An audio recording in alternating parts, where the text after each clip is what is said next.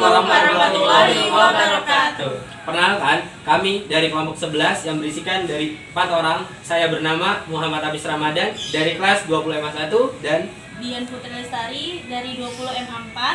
Saya Salamu Puji Pengesti dari 20 MA1. Dan saya Arif Kustira dari kelas 20 MA2. untuk pengerjaannya silakan nonton video ini sampai selesai ya. Jangan lupa Like, comment, dan subscribe. Oke. Sekarang kita masuk ke bagian yang pertama, yaitu cerita awal mengenai jenis produk yang menjadi studi kasus dan alasan mengapa memilih pengembangan produk UMKM tersebut. Nasi uduk Ibu Sama berdiri pada tahun 2018. Ibu Sama membuka usaha nasi uduk ini untuk menambah penghasilan. Walaupun hasilnya tidak seberapa, tetapi cukuplah untuk memberi uang saku anak-anaknya. Ibu Sama berjualan nasi uduk di pinggir jalan, dan ia telah menjual nasi uduk lebih dari 100 bungkus dalam sebulan ini. Kenapa kelompok kami memilih UMKM nasi uduk Ibu Sama ini yang akan dikembangkan? Karena nasi uduk Ibu Sama ini tidak hanya soal rasa saja yang enak, tetapi tempat yang digunakan untuk berjualan sangat strategis. Dan kelompok kami yakin bahwa UMKM ini akan bisa bersaing di era digital seperti sekarang ini. Kita masuk ke bagian yang kedua, yaitu produk. Produk sebelumnya menggunakan kemasan kertas nasi. Dengan kemasan ini untuk penjualannya kurang menarik karena banyak kekurangannya. Dan setelah melakukan perbaikan, produk nasi uduk dikemas menggunakan tempat makan bening. Dengan kemasan yang bagus, lebih menarik untuk dijual dari yang sebelum-sebelumnya. Untuk soal rasanya juga enak, apalagi rasa dari telur baladonya itu bikin mulut bergetar. Dengan produk, untuk mengembangkan produk saat ini yang terpikir hanyalah lauk dari nasi uduk itu sendiri. Nasi uduk Ibu Sama ini selalu mengembangkan soal rasa itu sendiri. Lalu kami hanya bisa menerima kritik positif dari konsumen tentang usaha nasi uduk Ibu Sama ini. Karena dari kritik kita bisa berubah, kita bisa mengubah rasa untuk mengembangkan produk yang sudah ada menjadi efisien dan lebih baik lagi. Kita masuk ke bagian ketiga, yaitu pelanggan dan pemasaran. Untuk kelompok 11, khususnya nasi uduk, kita itu sudah memakai platform marketing yang pertama yaitu WhatsApp dan yang kedua itu Instagram. Untuk WhatsApp apabila ada yang mau order gitu, baik teman kampus, dosen atau kalangan umum yang lainnya mau order boleh via WhatsApp, atau misalkan pengen lihat nih menu-menu kita misalkan apa aja gitu ya menunya, kita juga tersedia di Instagram gitu, dan di Instagram juga via DM pun bisa order. Oke guys, kita masuk ke bagian keempat, yaitu dengan laporan keuangan.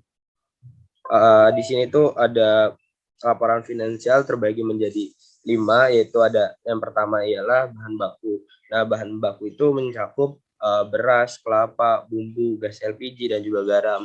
Nah, selama sebulan itu bahan baku yang kita gunakan ialah totalnya Rp1.146.000. Nah, terus yang kedua ialah bahan perlengkapan. Bahan perlengkapan itu mencakup telur, bihun, tahu, tempe, jengkol, kol, jagung, terigu, dan lain-lain. Itu selama sebulan kita mengeluarkan biaya dengan Rp3.652.000. Dan yang ketiga ialah ada bahan sambal. Bahan sambal itu mencakup cabai, gula pasir, dan juga kacang tanah. Nah, dalam sebulan kita mengeluarkan anggaran sekitar Rp317.000. Dan yang keempat ialah biaya kemasan. Biaya kemasan itu mencakup kertas nasi, kantong plastik, karet, dan juga tin wall.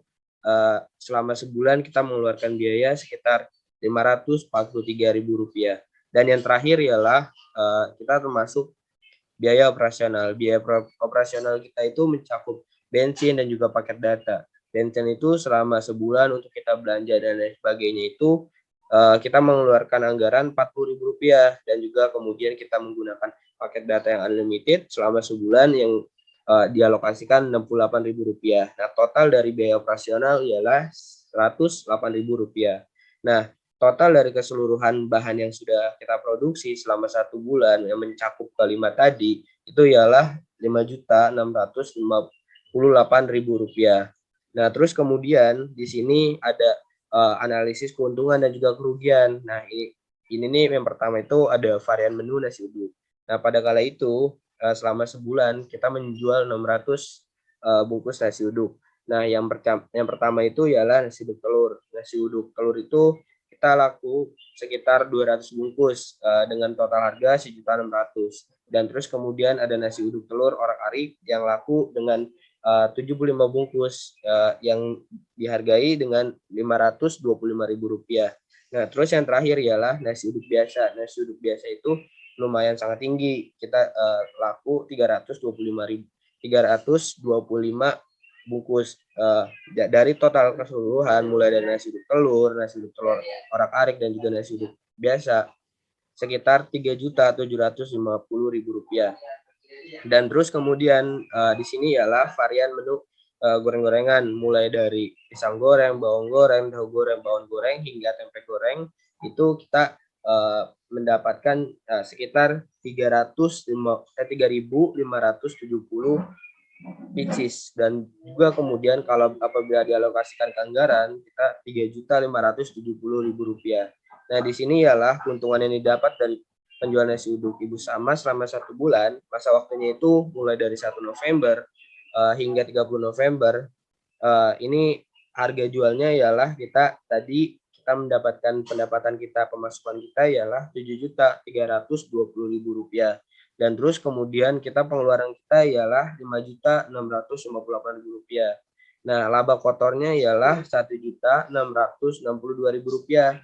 Dan apabila kita melihat ini kan laba kotor, apabila kita melihat ke laba bersih, berarti kita kurangkan dengan biaya operasional. Biaya operasional kita itu sekitar Rp108.000. Nah, laba bersih kita ialah sekitar Rp1.554.000. Nah, terus kemudian margin dari keuntungannya ialah sekitar 1,1%. Mungkin sekian. Next, pembahasan selanjutnya. Aspek kepemimpinan yang kita dapatkan dalam sebuah kelompok kita.